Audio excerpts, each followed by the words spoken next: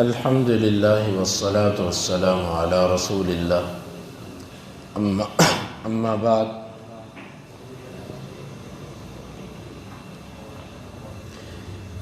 باب فداء المشرکین، باب ہے مشرکوں سے فدیہ لینے کے بارے میں۔ فدیہ یہ ہوتا ہے کہ آپ کسی سے پیسے لے کر اس کے قیدی کو چھوڑ دو، اس کو کہتے ہیں فدیہ۔ باب کا مطلب یہ ہے کہ اگر کوئی مشرک آدمی جہاد کے میدان میں مسلمانوں کا قیدی بن جائے تو اس سے فدیہ لیا جائے گا، وقت کے تقاضوں کے مطابق اس سے پیسے وصول کیے جائیں اور پھر اس کو چھوڑا جائے۔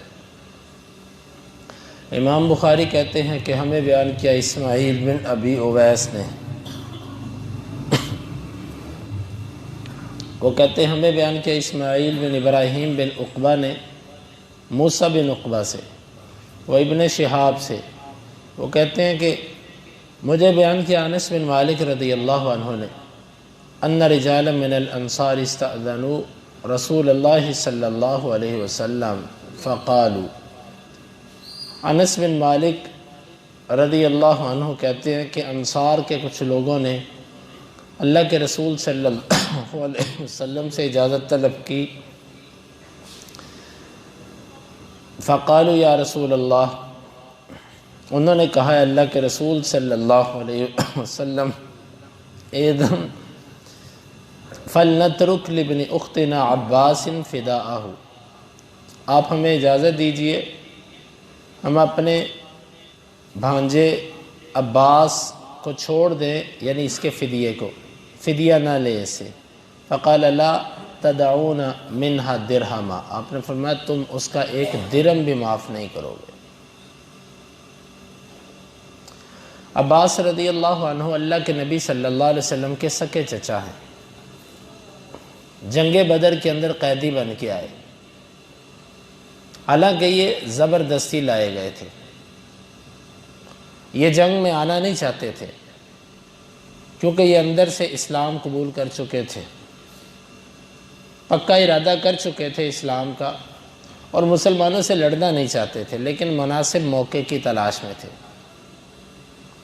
لیکن قوم نے ان کو اپنا فرد ہونے کی بنیاد پر مجبور کیا کہ اگر تم قریشی اور ہمارے ساتھی ہو تو ہمارے ساتھ چلو، مجبوراً ان کے ساتھ آ گئے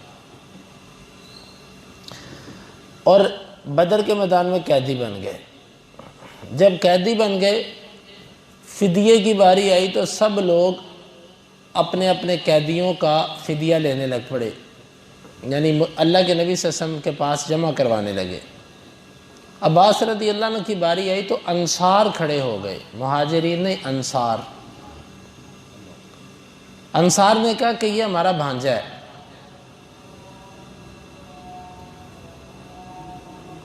کیونکہ جو اللہ کے نبی صلی اللہ علیہ وسلم کے والد تھے نا، آپ کے دادا عبد المطلب،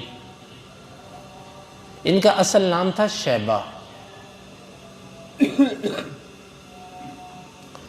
اور یہ اس طرح ہوا کہ جو ان کے والد تھے نا ہاشم، انہوں نے ایک شادی کی تھی مدینہ کے اندر شام جاتے ہوئے۔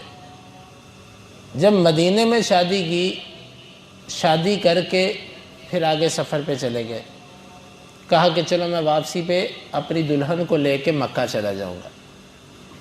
آگے گئے تو ادھر ہی فوت ہو گئے۔ ان سے یہ بچہ پیدا ہوا تھا شیبہ، جس کا نام عبد المطلب تھا، اور اللہ کے نبی صلی اللہ علیہ وسلم کا یہ دادا تھا۔ اس بات کا جلدی کسی کو پتہ نہ چلا کہ عبد المطلب نے مدینہ میں بھی کوئی شادی کی تھی، ہاشم نے مدینہ میں کوئی شادی کی تھی، ہاشم نے۔ جب ہاشم کی اس شادی کا مکے میں پتہ چلا نا لوگوں کو، اور خاص طور پر ہاشم کے جو بھائی تھے مطلب کو جب پتہ چلا کہ میرے بھائی ہاشم مدینہ میں شادی کر گیا تھا، تو وہ اپنے بھائی کی محبت میں اور اپنے بھتیجے کو ملنے کے لیے کہ میرے بھائی کی جو نشانی ہے میں اس کے پاس جاتا ہوں اور اس کو لے کر آتا ہوں مکے۔ یہ جب مدینہ پہنچے تو عبد المطلب جن کا نام شیبہ تھا اور اللہ کے نبی صلی اللہ علیہ وسلم کے دادا، ان کی والدہ سے کہنے لگے کہ اس بچے کو میرے ساتھ مکے بھیج دو۔ اس نے کہا میں تو نہیں بھیجتی۔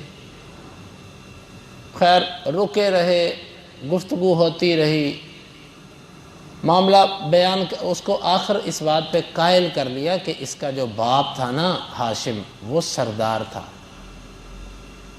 اور یہ اپنے باپ کی سرداری کی طرف جا رہا ہے، یہ اپنے باپ کی جگہ پر سرداری بنے گا، بادشاہ تھا اور یہ بادشاہی بنے گا، اس کو میرے ساتھ جانے دو۔ وہ اس نے پھر روتے ہوئے اجازت دے دی کہ چلو ٹھیک ہے، میرا بیٹا اگر شرف کی طرف جاتا ہے، عزت کی طرف جا رہا ہے تو ٹھیک ہے، میں نہیں روکتی۔ تو مطلب ان کو اپنے پیچھے اونٹ پہ بٹھا کر جب مکہ میں داخل ہوئے نا تو لوگوں نے سمجھا کہ یہ غلام ہے مطلب کا، لوگوں نے اس کا نام دے دیا عبد المطلب، مطلب کا غلام۔ حالانکہ ان کا نام شیبہ تھا۔ شیبہ نام اس لیے پڑا تھا کہ جب یہ پیدا ہوئے تھے تو ان کے بال سفید تھے، تو شیبہ عربی زبان کے اندر سفید بالوں والے بڑھاپے آدمی کو کہتے ہیں جس کے بال سفید ہو۔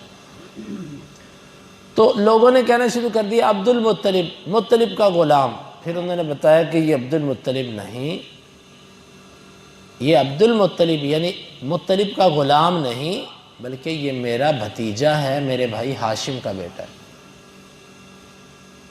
تو اس عبد المطلب کے آگے جو 12 بیٹے تھے نا، عبد المطلب کے جو بیٹے تھے، اللہ کے نبی صلی اللہ علیہ وسلم کے، ان میں والد عبداللہ بھی تھے اور ایک ان میں عباس تھے۔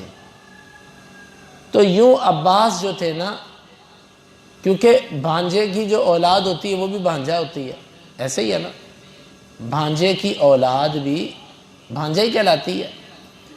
تو انہوں نے کہا کہ یہ ہماری بہن کا بیٹا ہے عباس، تو آپ اس طرح کریں کہ آپ اسے چھوڑ دیں ہماری وجہ سے۔ تو اللہ کے نبی صلی اللہ علیہ وسلم نے فرمایا کہ تم ایک درہم بھی اس کا معاف نہیں کرو گے۔ یہ ہوتی ہے دینداری کہ سکے چچا ہیں، باپ سر پر نہیں، اس ٹائم باپ کی جگہ پر ہیں عباس، لیکن جب دین کی باری آئی تو فرمایا کوئی معافی نہیں، کوئی رعایت نہیں۔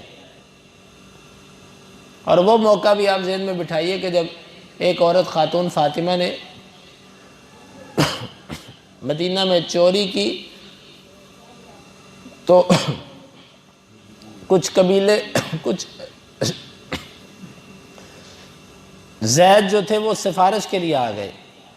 اللہ کے نبی صلی اللہ علیہ وسلم نے فرمایا کہ اتشفع فی حد من حدود اللہ، کیا تو اللہ کی حدوں میں سے کسی حد میں سفارش کرتا ہے؟ لو ان فاطمہ بنت محمد سرقت قطعت یدہا، یہ تو فاطمہ ہے نا، اگر فاطمہ بنت محمد صلی اللہ علیہ وسلم میری بیٹی بھی اگر چوری کرتی تو میں اس کا ہاتھ کاٹ دیتا۔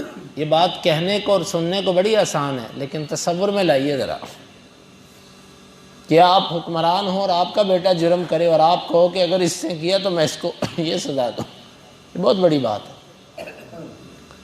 تو یہاں پر آپ نے فرمایا ایک درہم بھی اس کا نہیں چھوڑنا۔ چنانچہ عباس رضی اللہ عنہ سے سارے کے سارا جو ان کا فدیہ بنتا تھا وہ ان سے لیا گیا اور ان کو پھر چھوڑا، حتیٰ کہ اس میں اللہ کے نبی صلی اللہ علیہ وسلم کے داماد ابو العاص بھی تھے۔ ابو العاص بنو امیہ کے فرد تھے، یہ بھی اس میں تھے، حتیٰ کہ انہوں نے اپنا فدیہ دینے کے لیے اپنی بیوی اللہ کے نبی صلی اللہ علیہ وسلم کی لخت جگر زینب رضی اللہ عنہا، جن سے ان کی بیٹی امامہ تھی، امامہ بنت زینب، جس کو آپ نماز کے دوران اٹھا لیا کرتے تھے اور جب رکوع کے لیے جانا ہوتا تو رکھ دیتے، سجدہ کرتے رکھتے، پھر جب اٹھ کر دوسری رکعت کے لیے کھڑے ہوتے اس کو پھر اٹھا لیتے۔ یہ امامہ، یہ اسی زینب اور ابو العاص کی بیٹی تھی۔ اس نے بھی، وہ بھی اس میں قیدیوں میں تھا۔ اللہ کے نبی صلی اللہ علیہ وسلم نے اس سے بھی کہا فدیہ لے کر آ۔ لوگ اپنے داماد کی کتنی عزت کرتے ہیں، لیکن یہاں پر دین تھا، اسلام تھا۔ حالانکہ عربوں کے ہاں داماد کی اتنی عزت ہوتی تھی کہ جن دو قوموں کے درمیان دشمنی ختم کروانی ہوتی تھی نا، ان میں سے ایک کی بیٹی کا دوسری قوم کے بیٹے کے ساتھ نکاح کر دیتے تھے، وہ پوری قوم کا حیا کرتے تھے کہ ہم نے ادھر بیٹی دی ہے یا ان کی بیٹی لی ہے۔ ان کے جرگے ایسے ہوتے تھے کہ مثلا دو بندوں کے درمیان اگر دشمنی ختم کروانی ہے نا تو ایک کی بیٹی کا دوسرے سے نکاح کر دیا، بس پھر ختم، پھر بڑی حیا ہے ان میں۔ لیکن اللہ کے نبی صلی اللہ علیہ وسلم نے اس سے بھی، اپنے داماد سے بھی فدیہ لیا۔ پھر جب وہ ہار آیا نا، اور وہ ہار کس کا تھا؟ وہ ہار زینب رضی اللہ عنہا کا ذاتی نہیں تھا، بلکہ ان کی ماں، مومنوں کی ماں خدیجہ رضی اللہ عنہ کا تھا۔ جب وہ ہار اللہ کے نبی صلی اللہ علیہ وسلم نے دیکھا تو آپ کو خدیجہ رضی اللہ عنہ ذہن میں آ گئی، اور ہار کو دیکھ کر آپ سے رہا نہ گیا، روتے رہے، رونے لگ پڑے۔ پھر آپ نے اس وقت کہا تھا کہ اگر تو مجھے اجازت دو۔ دیکھیں یہ ہوتے ہیں امیر بھی لوگوں سے مشورہ، اجازت لے رہا ہے، یہ نہیں کہ میں امیر ہوں میں جو چاہوں کروں۔ کہا کہ اگر تم مجھے اجازت دیتے ہو تو یہ میں ہار اس ابو العاص کے ہاتھ واپس بھیج کر اپنی بیٹی کو بلوا لوں، اسے کو میری بیٹی واپس بھیج دے اب تو۔ سب نے کہا اللہ کے رسول صلی اللہ علیہ وسلم اجازت ہے۔ پھر آپ نے وہ ہار واپس کیا، وگرنہ آپ نے کسی کو فدیہ معاف نہیں کیا۔ ہاں جس سے فدیہ لیا بعد میں پھر اس کو دیا بھی بڑا، جس طرح کہ اگلی حدیث کے اندر آتا ہے وقال ابراہیم بن طہمان عن عبد العزیز بن صہیب عن انس، ابراہیم بن طہمان عبد العزیز بن صہیب سے، وانس رضی اللہ عنہ سے، ان النبی صلی اللہ علیہ وسلم اوتی بمال من البحرین، آپ صلی اللہ علیہ وسلم کے پاس بحرین سے مال لایا گیا۔ فجاءہ العباس، عباس اس وقت تک مسلمان ہو چکے تھے، اللہ کے نبی صلی اللہ علیہ وسلم کے پاس آئے۔ فقال یا رسول اللہ اعطینی، اللہ کے رسول اب مجھے مال دو۔ فإنی فادیت نفسی، آپ کو یاد ہے نا کہ میں نے اپنے نفس کا فدیہ دیا تھا بدر میں۔